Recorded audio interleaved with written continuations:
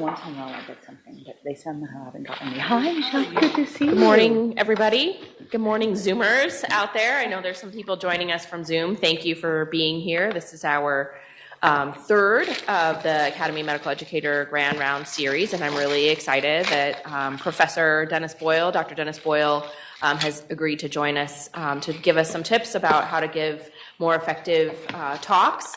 I know we have also had some interest from our trainees in having this type of topic, so Dennis, we may ship you out to the residency training programs as well. I'm happy to see some program directors here this morning. Dennis, as many of you know, is professor of medicine in the Division of Rheumatology. He's been a longtime clinician and educator focused at Denver Health, but also in the Dean's office with our outreach programs to the medical educators and our clinicians in the communities. And long before Wendy Madagasky was the director of the Foundations of Doctoring course, and for the Academy has led the I Teach program, and he's going to give us some plugs about that today too. So thanks for being here, Dennis. Well, thank you for coming. So let's go ahead and get started. We're going to be talking about public speaking and a little bit on the joys and the pain of PowerPoint. So let's start with this. Present to you Dr. Martin Luther King, Jr.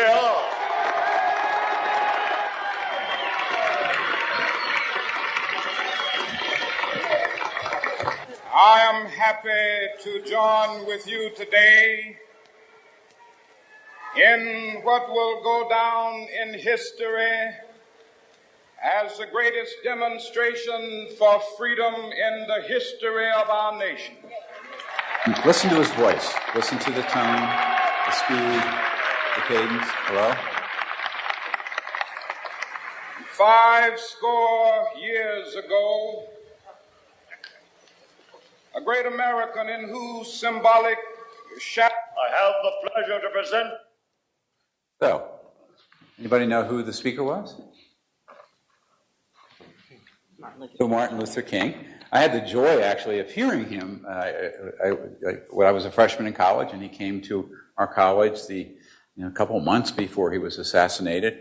And I remember sitting in the audience, not quite, I was young and I didn't know as much about who he was until after he passed. But I remember sitting in the audience saying, "This guy is a good speaker." He really. So, what did you notice about that? Very slow. Very slow. Anything else? Beautiful rhythm and resonance. Rhythm, resonance, sort of the style of it, right? Anything else? How about the speed, the cadence? Is it fast? Slow, right. So, and he comes from this wonderful Baptist tradition. This is probably the greatest speech of all time. But let's really get to it. So, how was his PowerPoint? What do you think? No? It wasn't so. You didn't have some power. So we did learn something. I think the things you take from this is that he has this beautiful voice and it's a wonderful speech. It's perhaps the greatest speech that we've, of our time or our generation. PowerPoint isn't really necessary to do, wonderful teaching. And I think that's a recurrent point we'll be talking about. So we're going to do a little bit on learning theory. Then we'll do something I call slideology, which is, I think, probably an invented word. And then we'll do some just tips on giving a dynamite lecture. I think the learning theory stuff is very interesting. This is Jonathan Sweller, who is an Australian psychologist, and he talks about a cognitive-based learning theory and is sort of a master of it. I had the joy of actually going to dinner with him back a couple years ago. Some of the hospitals at the University of Colorado, Patrick Neeland, Liz Harry, were very interested in diagnostic error. I'm very interested in it. And we really got to this theory based on diagnostic error. Patrick knew this guy and ended up hooking us up, and we all went to, a bunch of us went to dinner with him. He's a wonderful fellow. And he's sort of come up with this basically, how to teaching and really sort of a quintessential instructional design. So this whole cognitive load theory for him was on instructional design. The interesting part of it is, for those of you who are clinicians, there is a lot about diagnostic error that you can explain with this particular theory. So basically, when you're looking at stuff with Jonathan, he talks about intrinsic load, extrinsic load, and then germane load. So what's the intrinsic load? Anybody have a sense? Michelle? Intrinsic load would be the load that you connect with. Yeah, it's the material that you have. So 2 plus 2 is not very hard, right? So that's not very hard. Differential equations and P-Chem, hard. I remember taking P-Chem and saying, oh, I did fine in biology and chemistry, and I took P-Chem and I said, wait, oh. So that's intrinsic load. And that's the complexity of the issues, and you want to really try to manage that. That's pretty hard. You can't, examining retroviruses and how retroviral infections occur, it's a complex sort of theory, and you can't make it less complex necessarily, right? Extrinsic load is the stuff we put on it, the bling, and that is something that we can keep down and tamp down. And a lot of what we're talking about, a lot of cytology will be about keeping down your extraneous load. And then finally, germane load, which is what we're trying to do. We're trying to get this stuff into long-term learning, or what he calls schema, which means schema is, for me, fibromyalgia. I'm a rheumatologist. I see someone with fibromyalgia. I hear their story, and I know immediately they have fibromyalgia. I have sort of a boom, boom, I do this, this, and this with my patients with fibro. So that's sort of the germane load, and we're trying to put more stuff in there.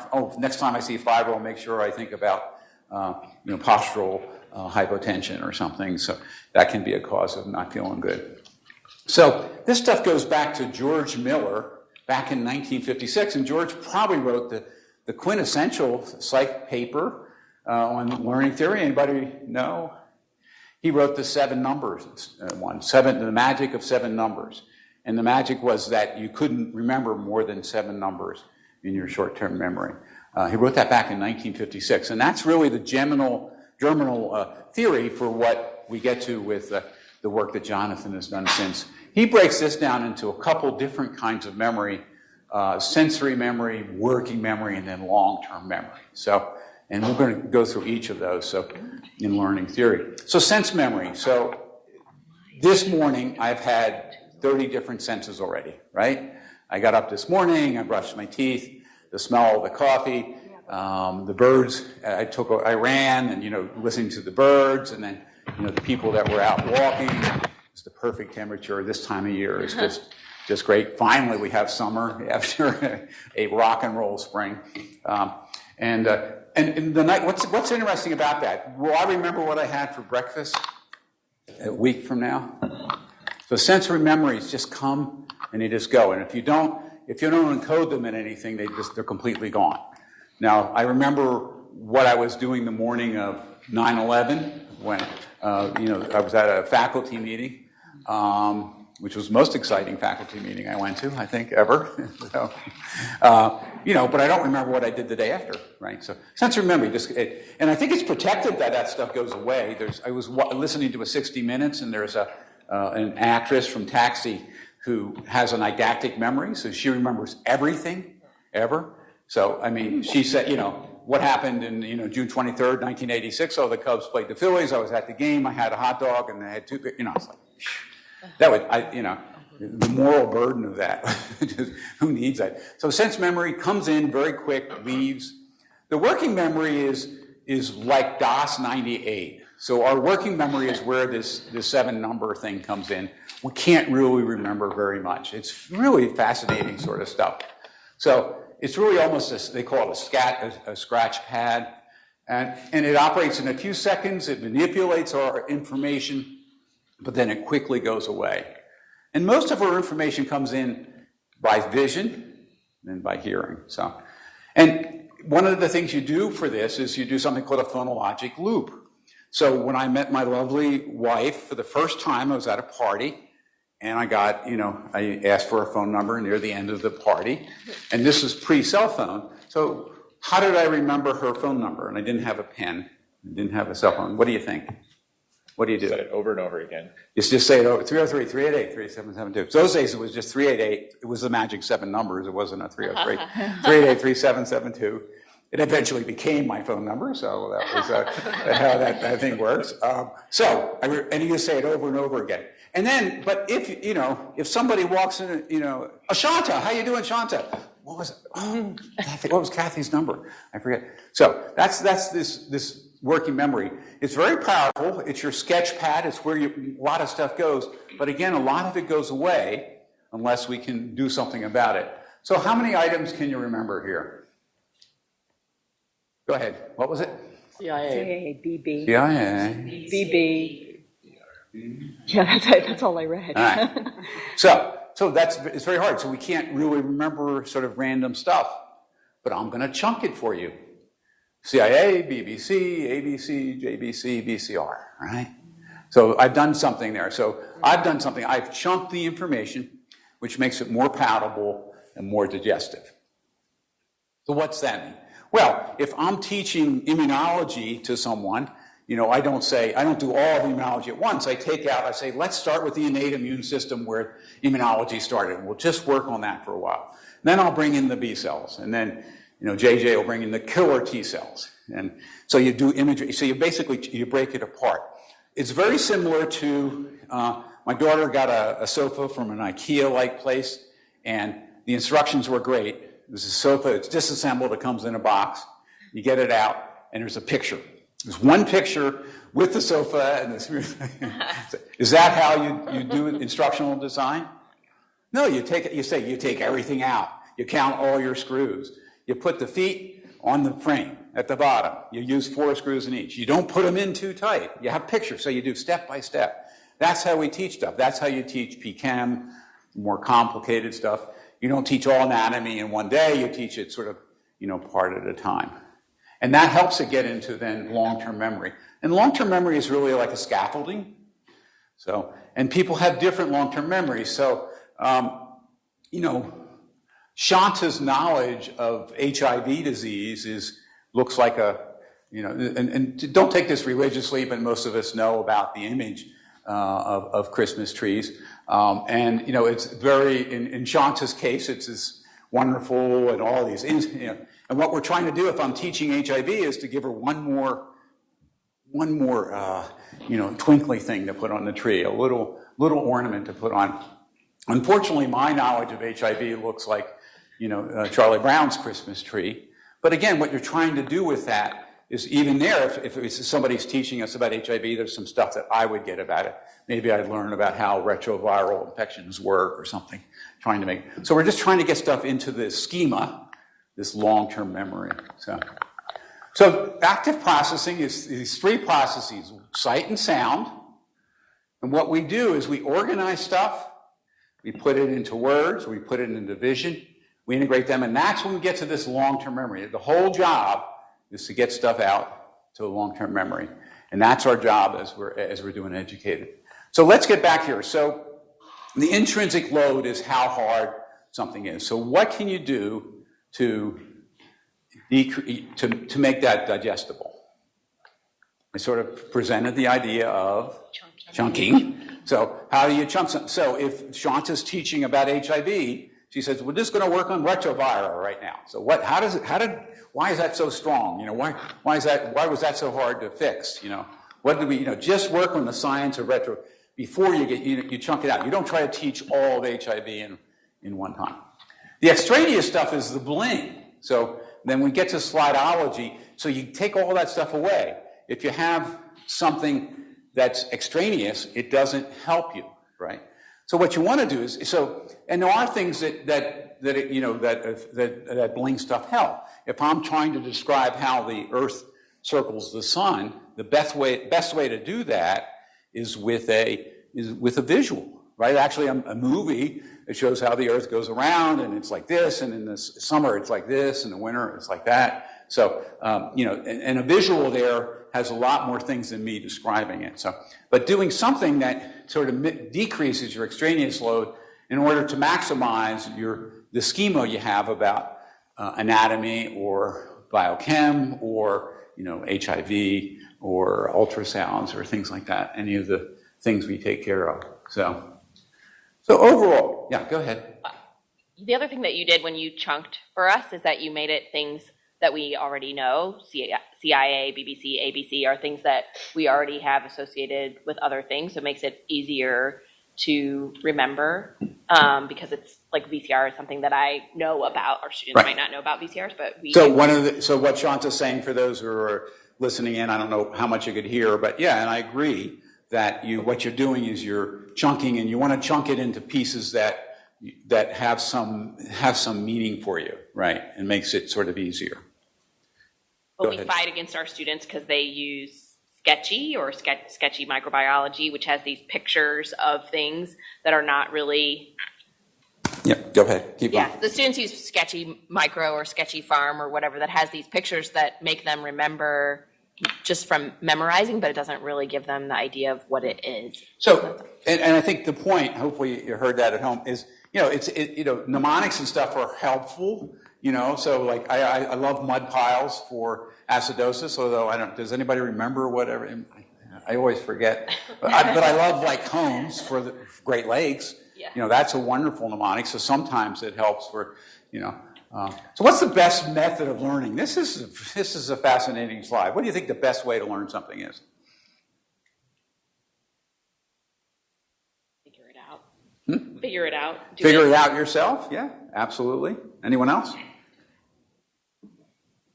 Andy, what do you think? I don't think there is one best method. Use them all. Well, there's actually some truth to that. And each of us has different learning styles. Well, we have although that's been thrown under the bus a little bit, I would say. A lot. And I think there's something to it. I mean, I have my partner at Denver Health has really reads, has an eidetic memory when he reads stuff and remembers it. But you can also hear stuff, and he will learn stuff when you hear it. And most people are really quadrimodal module on it. But lecturing isn't really a great, and we learned this from Dr. Hirsch when he came out and he gave his wonderful talk on pedagogy, that things don't. I mean, 1 week later after a talk, what do you remember? And so what we're trying to do here is to move this down. So demonstrating stuff, discussing it, doing it. So the classic, the pyramid that we have for learning, we're trying to get, my job as I'm doing this is to get this down at least to the middle, because that's basically being interactive. So, and the other interesting thing is giving an hour talk, but the best retention is when you keep it at a half hour. So you'll have to hang in here for the last half. But. So what did we just learn? What did we just learn in cognitive theory? Michelle? Well, for chunking it, starting out with the simpler ideas, and then building on it. So chunking, building on things.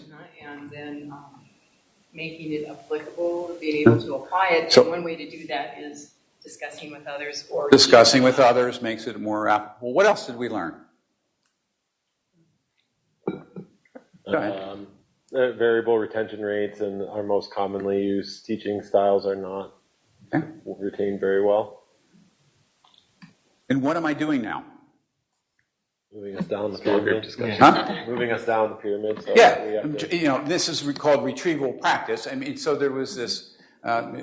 David Hirsch, when he came out, that guy was so good. He was was a visiting professor here a month ago. And he did a lot of stuff on pedagogy, but it's all about retrieval. So how do I make what's the best way for me to pass step one, Andy, is to take the test over and over again. Over, right? Tell me about it. Practice, basically. Yeah, practice, and not just that retrieves things. And what we're doing here is we're emphasizing stuff. I'm keeping you in the game. So I'm doing a little meta in this. So I will, when I have a slide, so normally I can summarize here and I can go boom, boom, boom, boom, boom. But I'd rather have you guys do it, right? Because that does some more retrieval. That increases your memory. You're more likely to stay awake and stay off your phone. Thank you, no one's on their phone, so that's good. Appreciate that. So why lecture at all? What's the bad of lecturing? eye on the pyramid. You're just kind of like shooting information at someone. Shooting information out. It's sending out, it's not receiving. Other stuff? That's the best definition I ever heard was it consists of the transfer of information from the notes of the lecturer to the notes of the student without passing through the minds of either. That's right. And there is data on that. So what Andy said is that you're passing the notes from the lecturer to the student without going through their brain. And there's data that if you write it as opposed to it's not as good as if you're typing it in, which is I think that's sort of fascinating if you think about how things sort of stick. So it's passive. The retention, we've already said, is not good. There's no problem solving and not getting down in the pyramid, the Bethel Labs pyramid, or whatever we call it. And we can't, and a teacher can't really assess a student. So why do we do it then? What's the good part of it? Efficient. It's efficient. It's relatively easy. It's easy. You don't have to be trained in education at all. You don't have to be trained in education to be a speaker? Is that what you're saying? Huh. No, I think I've often said that if I wanted to teach in K through 12, I'd need to go back to school, get another degree, serve a probationship, be mentored over the first 5 years of my career to ensure that I'm doing a good job. If I want to teach at a university, I need a faculty appointment and preferably a pulse. And that's it. And I'd say probably 98% of us have never actually had any training in education. And yet we're expected to stand up there and give a lecture. And we can do it because, you have the PowerPoint as a crutch, and we can all talk reasonably well. Some of us eventually learn to not suck at it so much, but it's just the default. Teaching is hard, is what Andy just said. So, and I agree. I have never had Ed Course 101, right? And I give about 100 talks a year. I got to do this because I was giving a lot of talks, so I said, I got to go figure out what the heck I'm doing. But teaching is hard, and this stuff doesn't sort of come natural, if you will. Go ahead. You have something, Sean? Oh, the students like being able to see things written down and to use it again. And that's very true. Yes, Carol. I'm very visual, but just reading something doesn't work. Hearing somebody talk about the ability to ask questions is dramatically different to me. So let's just say, let me just stop here for a second, and first of all say that the radiologist said she was visual. Yeah. This is very it's very interesting because I do a lot. I coach a lot of docs, and I've coached a bunch of emergency room docs who like to have the absolute answer on everything, and say, man, dude, you should become an endocrinologist, or you don't want to be an ER doc, right? So it's very interesting that people should pick something that they like to do, and we'll just say that having a radiologist who's a visual person I think does make sense. You probably really are, right? So anyway, we digress a little bit. So there's a good student-teacher ratio. You could organize things, and you could do some concepts. So we're going to switch gears, but I just want to say, let's meta this a little bit. I do an interval after the first part. I pull stuff from you guys. And what else do I do when I ask you a question? You give me an answer. What do I do after that? Repeat it. I repeat it. So what's that do? Reinforces it. It reinforces it. It shouts out to you that I'm listening to what you're saying. Helps you remember it. So I'll meta this a little bit, but really good habits are to always say back what you hear and stuff like that. So this is a slide. I work at Copic, the malpractice company for most of the state. This is a slide I put together about 15 years ago about our disclosing error program. And basically, here it is what do you think of this slide? Great slide, right? Anything you love there? Great use of color? What? Color? Yeah. What's the point of it? Interesting. Go ahead. Hysterectomies are dangerous. Yeah, this program works very well for people that do procedures, is probably the only point to it. But it took me about an hour to put this together, right? So not a great slide, we'll just say. For a couple of reasons, right? A little too, complicated? You could spend a lot of time there. So this comes from the New York Times, and this is a real slide, during the push to Afghanistan, General Petraeus, who was a general at the time and a great American hero, he loved PowerPoint. And so what he that is some captain put this slide together for what was going on. What do you think of this slide? No. Can't understand it. Yeah, I mean, Depends on what your message is. So actually, Shanta says it's a good point. You can't understand it. You can't. The font's too small to see. Can't read the you could spend days on this and probably not get through parts of it. Is there any reason to do this? Show how much work you're doing. Show how complicated it is. Yeah. But I don't. It also, if this is taking you a lot of time to do it. So this is from my world of this is the pathophys of rheumatoid arthritis, right?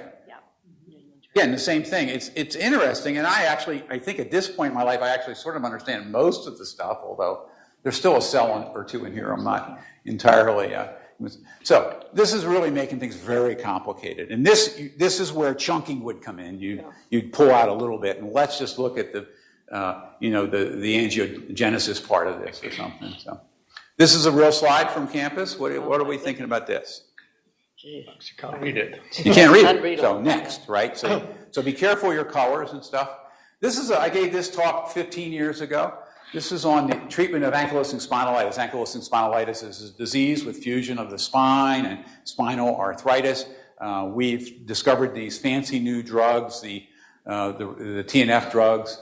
Hello, whoever that is. So the TNF drugs that are out there. What do you think of this slide? The TNF drugs work great, by the way. So we lost her. she didn't enjoy it. And this is how I would do the slide today. This is the disease. This is this gentleman standing up straight. This is this gentleman bending over. This is it.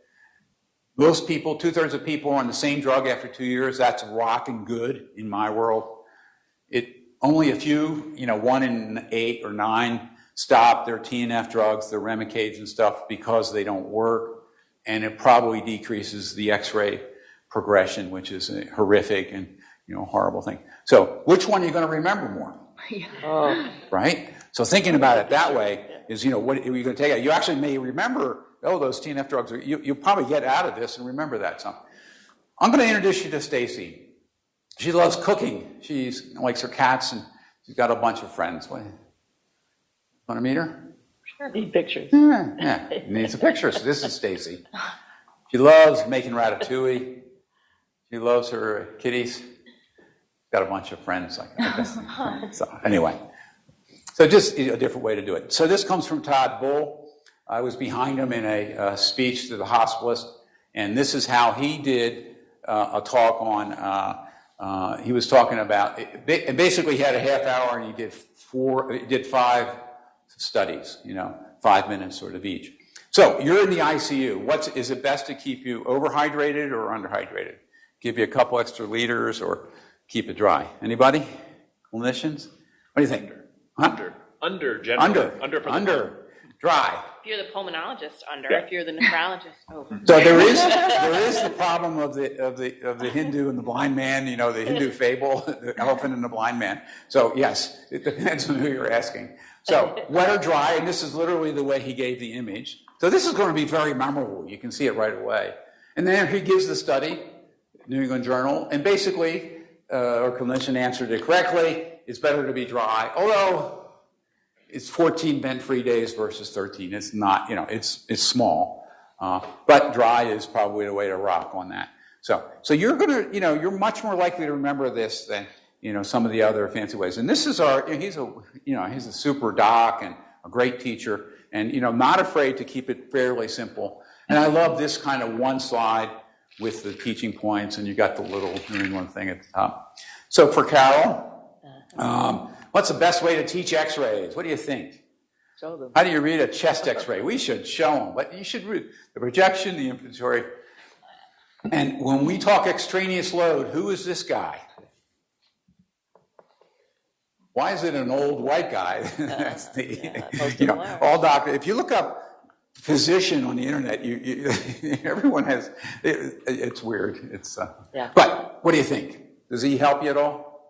So that's extraneous. So as we're going through these slides, all of those sort of bad slides that we were showing, you're really increasing extraneous load when you show us all that stuff that happened in Afghanistan. I've increased your extraneous load when I'm showing you that AS with the Atlas study versus the Rapid study versus, that just increases your load. You're not going to remember that anyway. Even if you're a super rheumatologist and you're going to look at that and it's going to fade away. So Carol has this correct. If I want to teach you about X-rays, I'm going to show you. I'm going to pop it up. Oh, we don't do that anymore. We call it up. But we say that it's midline. We have to be equidistant. This is how we tell it. And you count ribs and things like that. So some things are really visual. Obviously, RADS is. What do you think the most annoying thing about PowerPoint is? Fly-ins. Huh? Fly-ins. Oh, the animation. Oh, the animations. Too much yes. animation. A little Animations bit's fine, is but too totally extraneous. Doesn't need it. In fact, that little buzz-in box that came in my TNF slide was, it just doesn't do anything. So animations, yes. Anything else? Too much. Reading a ton of text from a slide. Yeah, reading from the slide. Absolutely. Yeah. So the speaker reading every word in the slide, you win. So text too small, yes. so you can't go wrong with that one, right? So we'll talk about that in a sec. Making every sentence a completely full sentence. So there should basically be no punctuation on your slides, period. Colors, and so 10% of men are red. I don't know why it's male. That's interesting. Is it are colorblind? So, you could be careful with your colors. Red is certainly not a good color. That looks great. My dad was And complex charts and stuff. So here's the guys that founded PowerPoint. They made $14 million on it. They didn't spend it on clothes, apparently, but, that's good. And imagine what it would have been worth today, right? It's just sort of amazing. So, all right. So, Gettysburg. 77 years ago, our fathers brought forth on this continent a new nation, conceived in liberty and dedicated to the prophet 80.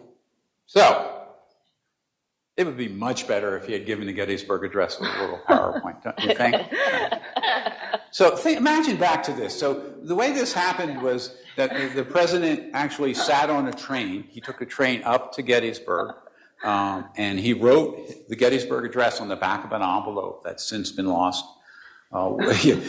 Somebody was talking about somebody selling a Cubs glove for $200,000. You imagine what the Gettysburg Address would be worth if you had it. He's 6'4". He stood. That's actually his picture there. This is the picture of him. And the guy before him gave a talk for 2 hours. He was a congressman, and he got up and he gave this. This is a speech that's one page, right? And what a wonderful speech. And again, the power of it. And on a cold winter day, at a battlefield. So here's the way we should do it. And in fact, the special thing I love is 11/1963. Sort of have the date down there. So a lot of times the PowerPoint doesn't add that much, and you need to be careful. So what did we just learn about slides, about slideology? What'd you learn? Keep it simple. Keep it simple is probably keep the fonts big. Keep the font big. Other stuff? In short phrases. Short phrases. Very good. Very good. Pictures for Carol. And pictures for Carol. Yes. Well, I think that's there are some things that are very much so. So let's give some. So who said this? The secret of a bore is to tell them everything. Actually, Voltaire. But I look at the picture of the classroom. So. Turn off the fire hose, and as Shanta would say, keep it simple, stupid. Tell people 3 things 3 times, hence the image of the Rubik's. Anybody here can do a Rubik's Cube? Andy can probably, right? I used to be able to. I used to, what I did, I got it once because I could peel all the labels off. And anyway, it's the only way I've ever. So, but keep it simple, stupid, as Bill Clinton would say, tell people, make it sort of simple. We'll see this about the upcoming election. It'll be about the economy but we'll see. So, this is a little trick. If you want to find a talk on the internet, file type semicolon PPT, and then put in the title of your talk, and you can get whatever talk you want. So, how to do public speaking, retrovirus, and it's very powerful. Yeah, take a picture of it if you're interested. That's a very, it really is nice to see how other people have approached things. So I don't want you to do this as a cheating thing. I've never, done it to, grab someone else's talk, but it's great if I'm talking about spondylitis to see what the national expert has written on. And, if I put in Muhammad Khan, ankylosing spondylitis, file type semicolon PPT, I get all of his talks on the internet. So it's actually a good, nice learning tool. Know what slide number is because you can jump back and forth. If you put in 63 enter, you're bumping there. I also use something called Clip Grab. This is free on the internet. And if you just put in if I find something on YouTube, you just put it in right there. You copy it, you put it in wherever the thing is, and then it downloads it. So, and it's free. It's very nice tool. And I'll actually show you some of that. Plan. How long does it take you to put a talk together, Shanta? 8 hours. Couple hours. Depends on the topic. Yeah, but and I've given this talk a lot, but I still spend hours going back over it and tweaking it and thinking about it. Right? I have the pleasure to present to you Dr. Martin Luther King, Jr. So Dr. King's speech is very interesting because it actually, this is a diagram of what the speech looks like as someone, and he goes to the mountaintop. And basically we have come to cash the check and get to the demand. So he goes to the top and he comes down. And he goes to the top and he comes down, and his voice sort of follows that with him. And this is what someone sort of diagrammed it out. But that's sort of what I'm trying to do. I'm trying to tell you the story about cognitive theory, tell you some stuff about slides, and then here's just the fun Pearl part. So start with a pop. Start with something. What did I start with? Martin. So, talk about public speaking, right? A problem case. I'm taking care of Wegener's granulomatosis. Give you a case of a person who fails. The traditional treatment. What do you do next? Get everyone to sort of answer the question. So this is a way a friend of mine started a talk.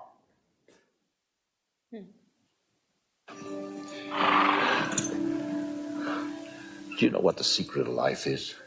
No, what? This. Your finger? One thing. Just one thing.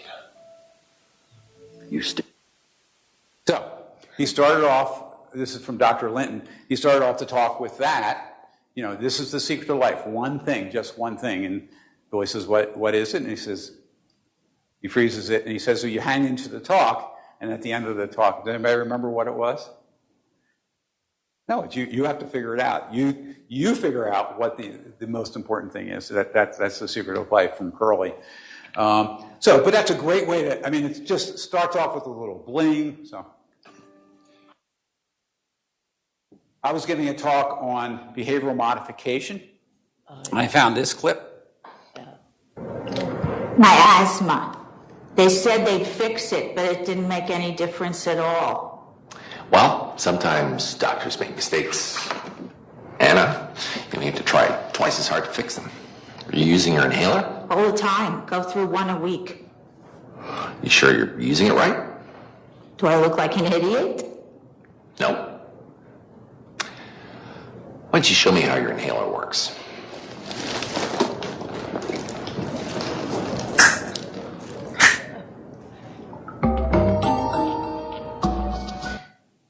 So, I'm giving a talk on behavioral modification. So not only do I have everyone's attention with this, I've actually, I then can get into the teaching point, which is what do you do at the end of your interview? You should always ask someone, so what did we talk about today, Shanta? So you have this arthritis. Tell me what we talked about. So you want them to teach you back, do a teach back, and this is a way of doing a teach back. So literally Hal showed people. So all you need to do is get this on YouTube, copy the URL, put it in the clip grab, and it's yours. And, Scrubs and House are, and the old TV show ER are full of wonderful, if you're doing medical stuff, this is just, it's something like this is the bomb for, if you're teaching poems, anything. So, all right. So font size, I think, not have that. I think it should be about 32 at the top, 28 sort of body. That's what the national stuff shows you. It should be sans serif, which means not curly Q. So it'd be sort of basic Arial or New Times kind of stuff. I like bold. This is also the bold. Avoid the uppercase and the lowercase. I think it's sort of simple. Again, this gets to, Shanta said, keep it simple. You're sort of looking at this and saying, this is sort of basic stuff. And I also just did progressive disclosure, right? Yeah. Which is one and then the next thing and the next thing. When do you do that? When you're hoping people will think about it, as opposed to when you're actually them. Going through each thing. Don't, do this and then say, okay, so let's, so if you're going to do progressive disclosure, you need to do it. You need to speak to each point each time. This is just simple. Avoid excessive bullet points, too many bullet points. So, it just makes you want to shoot someone. So 6 words, 6 lines, max, right? No bright colors. I like white, dark light. Make sure things are spelled right. And as you said, keeping it sort of simple in terms of your wording. So, and this is just wrong. So, 10% of people. So you really should keep things to sort of a simple color format. And I love the white, and avoid the bling, as we also said earlier. So you can either do black with white or white with black. The difference has to do with sort of what light you're going to be teaching in. So the white's the most, but what I have here, which is this, is certainly the simplest and least amount of stuff. It's nice to have all your stuff in the same, backgrounds, because then you can really put pops of things in. So, Carol can cut up some of her ultrasound talk and put it into the next one, and they're all the same. So there's no question that's what you want to do. I love dark. I actually have a PowerPoint slide that looks like sort of what we have on that blank screen, but I've gone to white. So I can describe a cube or show a cube, right? It's, so this is 6 equilateral squares, but, much better to show you than do it. So, all right. And most of my images are Google. So if you're going to a national talk, maybe you need to be careful a little bit, but I think most of the time we're okay. Is that what you guys?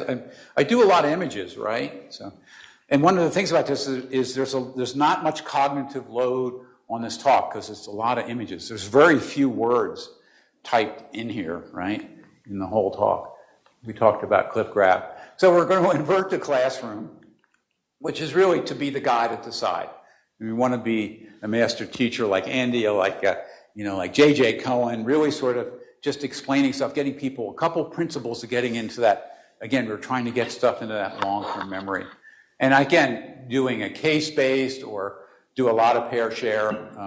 We don't have time to do pair share here, but so many of my talks, watching, I don't know, anybody we actually have David Hirsch online now, so to some of these. So if you guys want to watch some great talks, that's really how you do it. He's very meta. He was doing what he was teaching you.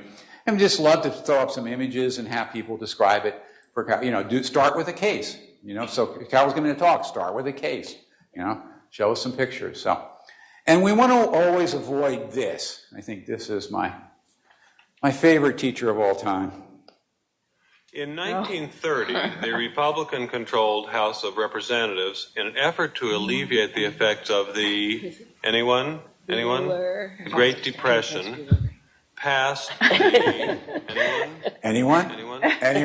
tariff bill, the wonderful Ben Stein. So the style is so important. What's wrong with Ben? The interesting thing about that video clip, if I played it, is he's teaching econ, and he really is very good because he's very interactive. He's asking people, but what's the matter with it? Anyone?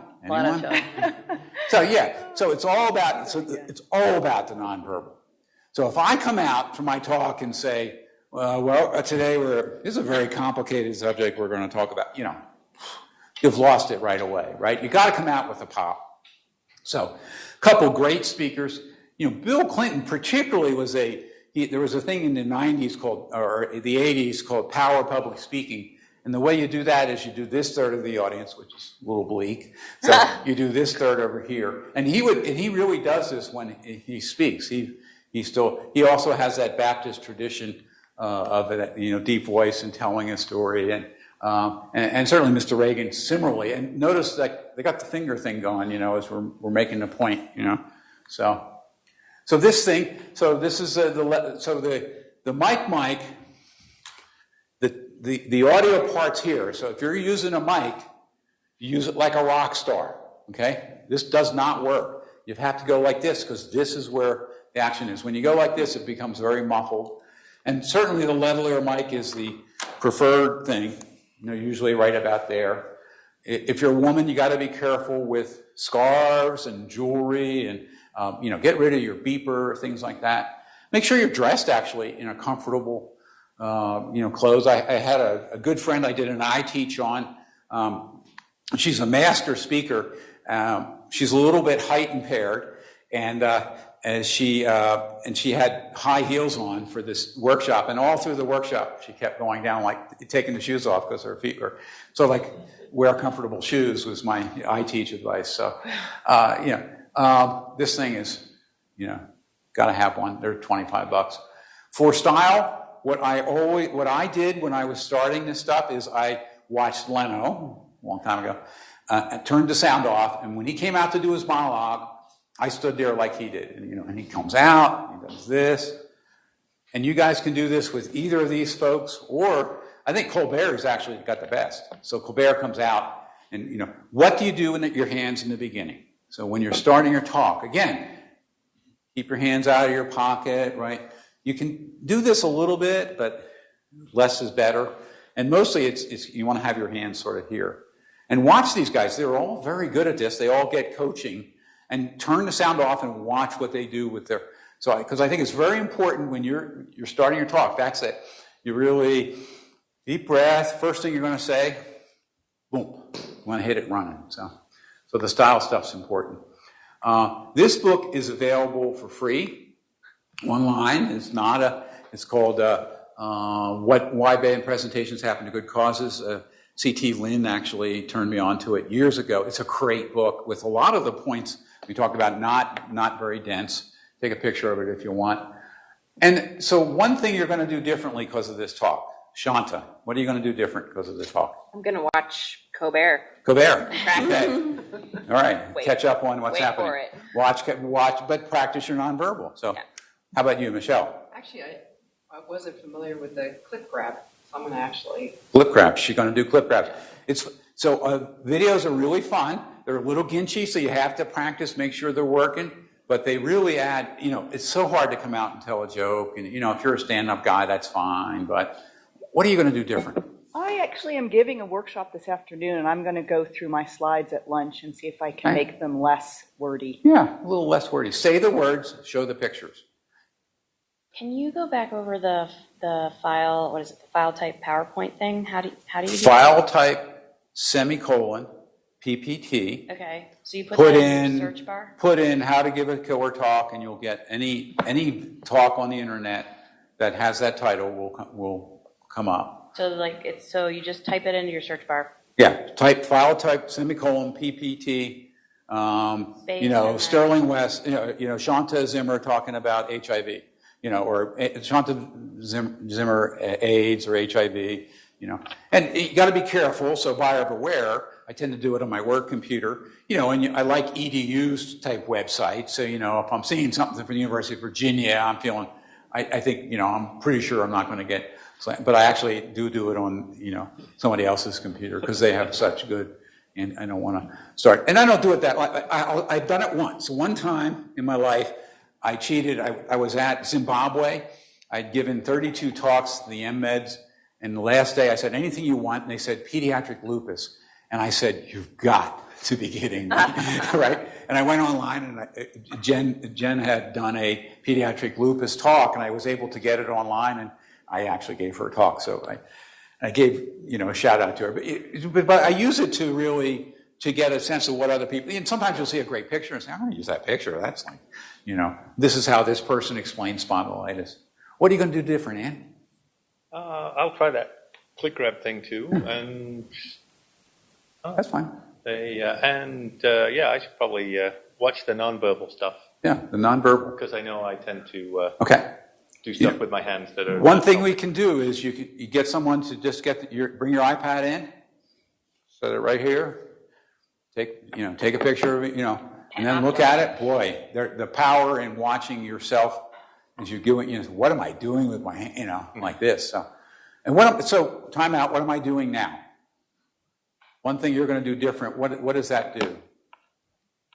You apply the learning we just had? Yeah, you're one more time. You're first of all retrieving, right? And I'm saying back what you're saying, giving a shout out. And you're actually, if you look at how people change behavior, the 10,000 hour of the class, you're more likely to do that if you say, she's going to check out a couple things on file type. You're actually going to get clip grab and probably try to do it. So what are you going to do different? Well, I think add a little more interactivity and teach back and things like that.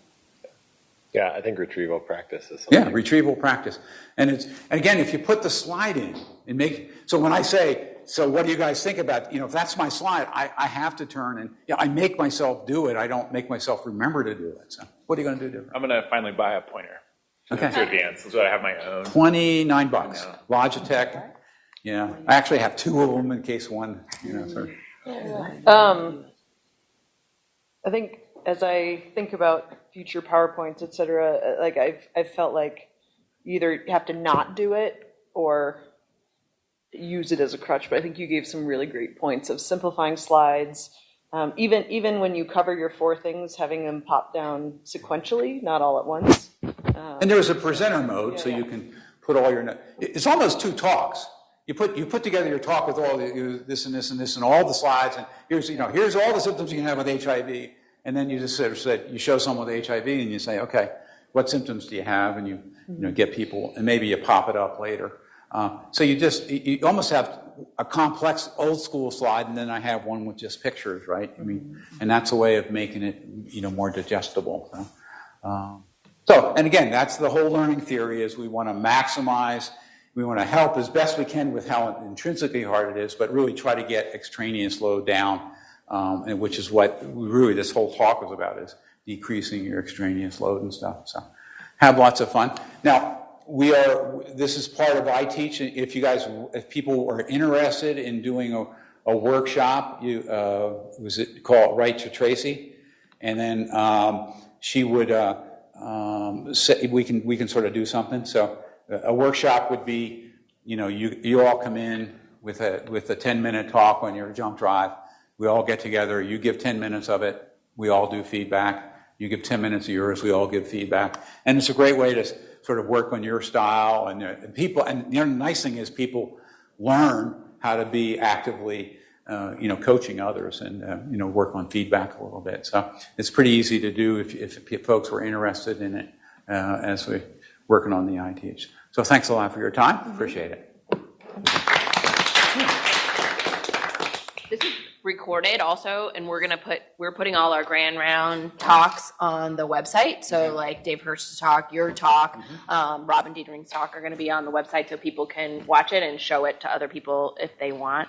Yeah. And one other iTeach thing that we've tried before is you can download the Swivel app, which is a little video camera, and if you're doing like chalk talks or teaching even in a clinical setting or in your team room or something like that, if you just download Swivel and set it up somewhere in the room, then you can critique yourself or ask other people. So Swivel there's a product called Swivel. You put your iPad in it, and it's a little, it's a half dome. You put the iPad in it, and you wear a thing that's both records your audio and is a tracker. And then as I walk around the room, the Swivel sort of swings you. And it's very cheap. And it's amazing. You can do this kind of thing. And watching yourself do this stuff it's life-changing because it really say, oh, wow, I got to. And some of it's just the easy nonverbal, the tics that we all have. So. Yeah, so Swivel, great. Yeah, I just put a little app. There's an app on your phone that's not as sophisticated as that, but even that Swivel thing it's only it's not that much. It's a few $100, and it really is a very. It's amazing. You can actually. I've coached people long distance. I did this in Atlanta. I coached a bunch of docs in Atlanta, and then we did it long distance with a med mal company in Atlanta, and I coached them with them using the Swivel. So it's pretty slick. So and the app is great too. Yeah. So. right. you. Thanks a lot. Thanks for your time. Get some breakfast. Yeah, get some food.